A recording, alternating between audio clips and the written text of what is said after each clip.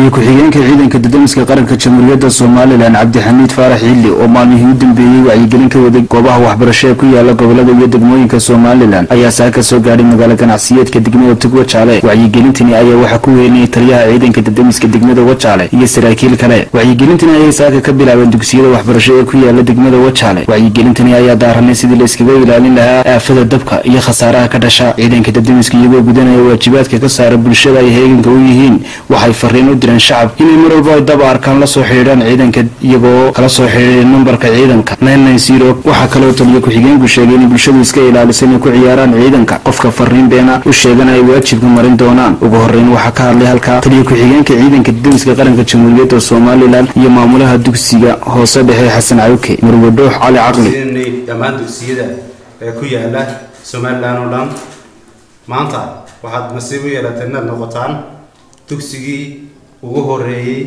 oo degmadan aanu soo booqano anagoo siinayna wacyigelinta debdemiska.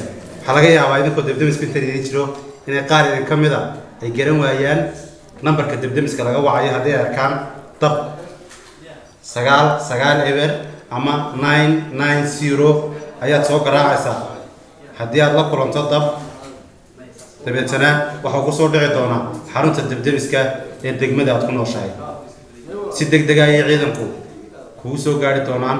waxaa loo baahan yahay maadaama aynu nahay bulsho weyn xaafado badan ka kala yimi oo degmada inaynu wacyigelinta aynu gaarsiino qof waliba gurigooda iyo asxaabtiisa uu gaarsiiyo si loo wada ogaado nambarka debdemiska iyo ciidan debdemis inay degmadu leedahay si markaaba dabka loo xakameyn karo. hantidii ummadda Soomaaliland dhan waxay taallaa inta ugu badan Wajaale ay taallaa. waad ogtihiin dabka ka dhacay inta ay leeyihiin iyo inta goor aan soo gurmanay waad ka warqabtaan. waxaan rajaynayaa inaad la shaqeyn doontaan ciidanka debdemiska. waxa kale oo idin sheegayaa dabku 3 waxyaabood marka la isla helo ayuu dabku kacaa. 3 waxyaabood waxay yihiin waa fuel iyo heat iyo oxygen. marka la isla helo cuntadii iyo kulkii iyo shidaalka marka la isla helo ayaa waxa dhalanaya dabkii ayaa dhalanaya. marka ciidanka debdemisku waxay u tababaran yihiin sidii ay dabkaasi dhashay ay u baqtiin lahaayeen. dababka qaar waxa jira aan biyo loo dhaweynin. biyaha loo dhaweynin haddii uu dareere yahay waxyaabaha dareeraha oo dhan looma dhaweeyo biyo looma dhaweeyo.